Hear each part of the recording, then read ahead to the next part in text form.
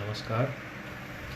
आज हम लोग पर्यटन चक्र टूरिस्ट ग्रिड के बारे में पढ़ेंगे कि टूरिस्ट ग्रिड या पर्यटन चक्र क्या होता है। पर्यटन चक्र का तात्पर्य यह है कि प्रत्येक पर्यटक अब सबसे पहले तो वो अपने स्थान का चुनाव करता है और स्थान का चुनाव करने के साथ साथ वो एक निश्चित उद्देश्य बनाता है और वो एक नेटवर्किंग के माध्यम से अपने ग्रिड को तैयार करता है जिसमें वो कम समय में ज़्यादा से ज़्यादा अपने बिंदुओं को देख पाने का उद्देश्य सम्मिलित करता है।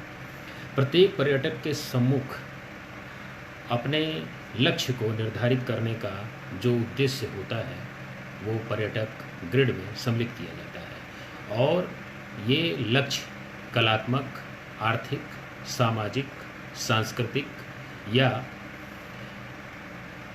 स्वास्थ्य की दृष्टि से रखकर बनाया जाता है। इसमें पर्यटक एक से अधिक स्थानों को निश्चित समय में योजनाबद्ध तरीके से चिन्हित करता है और इस योजना को बनाने के पीछे नियोजक, पर्यटक और गाइड तीनों ही सम्मिलित होते हैं। जब नियोजक अर्थात टूर का लीडर जब योजना बनाता है और अपनी योजना के अनुरूप टूर का संचालन तय करता है तो टूर जो होता है या पर्यटन जो होता है बहुत ही कम समय में या निर्धारित समय में जो पर्यटक निश्चित करता है ज़्यादा से ज़्यादा बिंदुओं को देख पाता है और उसका टूर सफल माना जाता है। इस प्रकार से चक्रात्मक पर्यटन जो एक निश्चित लक्ष्य को दृष्टि में रखकर बनाया जाता है पर्यटन चक्र कहलाता है। अब दूसरे शब्दों में कहा जा सकता है कि पर्यटन चक्र वह चक्रात्मक पर्यटन योजना है के पूर्व पर्यटक के उद्देश्य को दृष्टिगत रखकर उसकी समय सीमा को ध्यान में रखकर बनाई जाती है, जिसमें पर्यटक एक मार्ग से जाता है और दूसरे मार्ग पर अपने लक्ष्य की प्राप्ति कर कर पुनः वापस चला आता है। यही पर्यटन चक्र कहलाता है। अब पर्यटन चक्र को बनाने की जो आधारभूत संकल्पनाएं हैं वो ये है, पहला कि पर्यटन का उद्देश्य क्या है।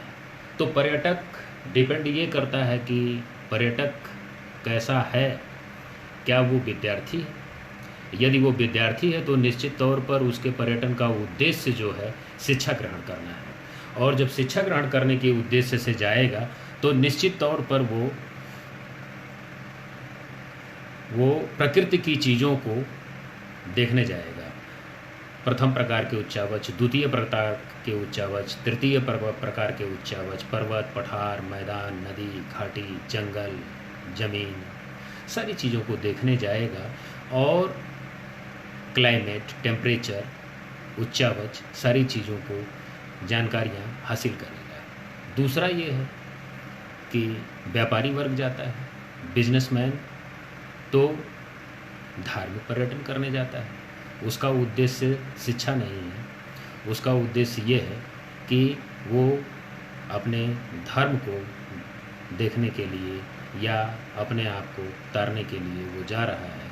तो 4 धाम यात्रा पर जा सकता है, 12 ज्योतिर्लिंग की यात्रा पर जा सकता है, तो वो भी अपने पर्यटन चक्र को बनाएगा। यदि वो पर्यटन चक्र बना लेता है और अपनी योजना के अनुसार चलता है, वैसे बनाते ही हैं लोग, और जब बना लेते हैं तो पर्यटन चक्र बहुत ही सफलतापूर्वक, सुगमतापूर्वक, आसानी से वो अपने लक्ष्य की प्राप्ति कर पाते हैं। फिर यह है पर्यटन का समय। तो पर्यटन का समय अब डिपेंड ये करता है कि किस समय हम पर्यटन को बनाते हैं। ये भी डिपेंड करता है कि हम किस जगह का चुनाव करते हैं। गर्मी में जाएंगे तो ठंडी वाली जगह का चुनाव करेंगे, ठंडी में जाएंगे तो गर्मी वाली जगह का चुनाव करेंगे।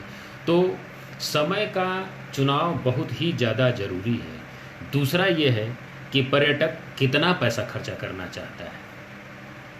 फिर यहाँ पर बात आ जाती है कि हमारा पर्यटक कैसा है, क्या विद्यार्थी, व्यापारी या अन्य। तो यदि विद्यार्थी है तो कम से कम पैसे में और ज़्यादा से ज़्यादा चीज़ें देखना चाहेगा। व्यापारी है तो उसके लिए पैसे का कोई मतलब नहीं है, उसके लिए जो है अपने लक्ष्य की प्राप्ति चाहे जितना भी पैसा हो वो खर्चा करने के लिए तैयार रहेगा। फिर मौसम की अनुरूपता कैसी है पर्यटक के लिए। एक पर्यटक के लिए सबसे बड़ी बात जो है वो ये है मौसम की अनुरूपता। जब हम कहीं भी जाते हैं तो आज तो सैटेलाइट के माध्यम से हमारे मोबाइल पर या ऑडियो वीडियो कुछ भी हम पहले से ही एक हफ्ते पहले की जो है हम पूर्व सूचना निकाल लेते हैं और वहाँ पर देख लेते हैं कि वहाँ का माहौल कैसा है, वहाँ की जलवायु कैसी है, वहाँ के लोग कैसे हैं, वहाँ का सामाजिक आर्थिक राजनीतिक हलचल कैसा है। यदि सब कुछ अनुकूल है तो निश्चित तौर पर जो है हम वहाँ पर जाएंगे। पर्यटक की आयु और स्वास्थ्य। पर्यटक जब पर्यटन करने जाता है तो यह एक बहुत ही महत्वपूर्ण अहम मुद्दा हो जाता है। क्यों? क्योंकि जब पर्यटक पर्यटन करने जाता है तो निश्चित तौर पर ज़्यादा आयु के लोग रहेंगे या बहुत कम आयु के लोग रहेंगे। तो जैसे बच्चा या बूढ़ा 60 साल या 70 साल से ऊपर के बुजुर्ग, तो पर्यटन में समस्याएं ही ज़्यादा आती हैं। आनंद तो कम मिलता है, समस्याएं ज़्यादा आती हैं। तो इसलिए आयु का विशेष ध्यान रखा जाता है। हमारे दुबे जी की तरह, दुबे जी तो निश्चित तौर पर कम से कम 20 किलोमीटर एक दिन में दौड़ा देंगे। तो बेचारा कमज़ोर हृदय वाला रहेगा, वो तो वहीं फ्लॉप हो जाएगा। तो मजबूत हृदय वाला और तंदुरुस्त आदमी होना बहुत ज़्यादा ज़रूरी है। पर्यटक कैसे जाना चाहता है ये भी एक तत्व है कि एयरवेज, वाटरवेज, रोडवेज, रेलवेज। तो शैक्षिक पर्यटक के लिए सबसे ज़्यादा महत्वपूर्ण ये है कि रेलवे के माध्यम से यदि हम यात्रा करते हैं तो उसमें हमें यात्रा में टिकट का रिजर्वेशन कराते हैं और उसमें भी हमको छूट मिलती है। पर्यटक कैसा है? फिर वही बात आ गई कि शैक्षिक पर्यटक में विद्यार्थी है, व्यापारी है या अन्य। पर्यटन का स्थल, तो पर्यटन का स्थल का जो हम चुनाव करते हैं वो कैसा है। तो ये सारी चीज़ें जो है ये पर्यटन के सारे तत्व हो गए। और पर्यटन चक्र के लिए जो विशेष सावधानियां हैं जो हमको बरतनी चाहिए, एक पर्यटक को बरतनी चाहिए, वो सबसे पहले ये है कि जब हम चलते हैं कहीं भी, चाहे छोटा टूर लेके जाएं या बड़ा टूर लेके जाएं, तो सबसे पहले हमको, आज चूँकि ऑनलाइन सुविधा उपलब्ध हो गई है, तो हमको सबसे पहले अपने लिए होटल आवास की व्यवस्था पहले से ही बुक कर लेनी चाहिए। जब हम आवास की सुविधा बुक कर लेते हैं तो निश्चित तौर पर ये मान के चलिए कि हमारा जो आवास का जो मानसिक तनाव होता है वो समाप्त हो जाता है और हमें कहीं भी दिक्कतें नहीं खड़ी होती हैं। नहीं तो पर्यटक की जो सबसे बड़ी समस्या खड़ी हो जाती है वो हो जाती है होटल। दूसरा ये है कि पर्यटक को जब पर्यटन करने जाए तब उसे कम से कम अपने साथ सामग्रियां लेकर जाना चाहिए, क्योंकि ज़्यादा सामान ले जाने का मतलब ये है आफत, विपत और सांसत, ये तीनों बिल्कुल साथ चलेंगी और वो रास्ते में ही लहालोट हो जाएगा। तो टूर का मज़ा उसका रास्ते में ही निकल जाएगा। वो टूर का कोई आनंद नहीं ले पाएगा। टूर का आनंद वही ले पाएगा जो कम से कम सामान लेकर चलेगा, ज़रूरत भर का सामान। क्यों?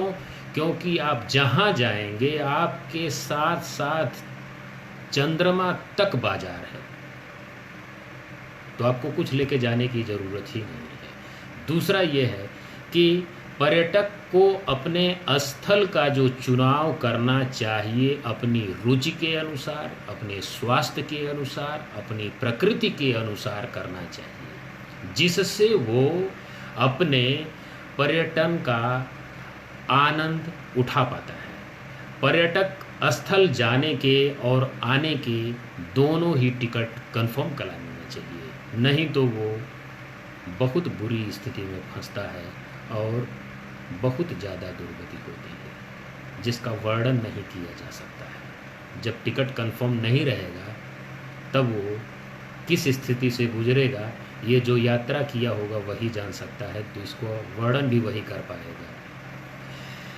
पर्यटक स्थल के मौसम के बारे में सबसे ज़्यादा पूरी जानकारी रखनी चाहिए और उसके अनुरूप उसको वस्त्र लेकर चलना चाहिए। स्थानीय यातायात के लिए होटल स्टैम्प से संपर्क कर लेना चाहिए और गाइड भी लेना चाहिए। इससे ये सुविधा हो जाती है कि जो वहाँ का गाइड होता है, जिस भी जगह पर हम जाएंगे, तो गाइड को लेके जाने से सबसे बड़ी चीज़ जो हो जाती है कि गाइड वहाँ पर एक तो ये है कि ट्रांसलेटर का काम कर देता है और वहाँ की लोकल चीज़ों के बारे में ज़्यादा से ज़्यादा हमको बताता है, जिससे हमारे ज्ञान में अभिवृद्धि हो जाती है। चूँकि हम वहाँ पर बिल्कुल नए होते हैं, वहाँ के बारे में हमको कोई जानकारी नहीं होती है, तो जब गाइड हम ले लेते हैं, भले ही थोड़ा पैसा लेता है, लेकिन हमको सारी चीज़ें वो बता देता है। दूसरा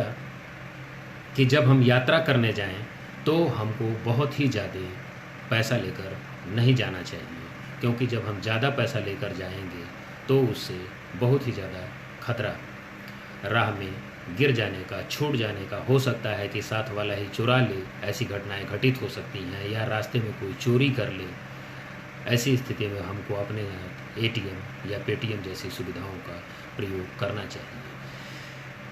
हमें कभी भी यात्रा के समय भड़काऊ कपड़े पहनकर नहीं चलने चाहिए। भड़काऊ कपड़े पहन के चलने से जो है हम दिक्कत का सामना कर सकते हैं और अप्रिय घटनाएं घटने का अंदेशा होता है। हम जहाँ पर जाते हैं वहाँ का नक्शा और उसके स्थानीय संबंधों के बारे में पूरी जानकारी हमें रखनी चाहिए, जिससे वहाँ पर कहीं भी किसी भी प्रकार की दिक्कतें न खड़ी हों। दूसरी बात ये है कि जब हम यात्रा कर रहे होते हैं तब हमें अपने ग्रुप के साथ ही रहना चाहिए और हमें हर पल अपने ग्रुप्स के साथ दिशा निर्देश के साथ चलना चाहिए। एकांतवास में नहीं जाना चाहिए। हो सकता है कि कोई न कोई अप्रिय घटना घटित हो जाए, जिससे पूरा ग्रुप दिक्कत में पड़ सकता है। शॉपिंग जैसे टूर में जब बच्चे जाते हैं या कोई भी जाता है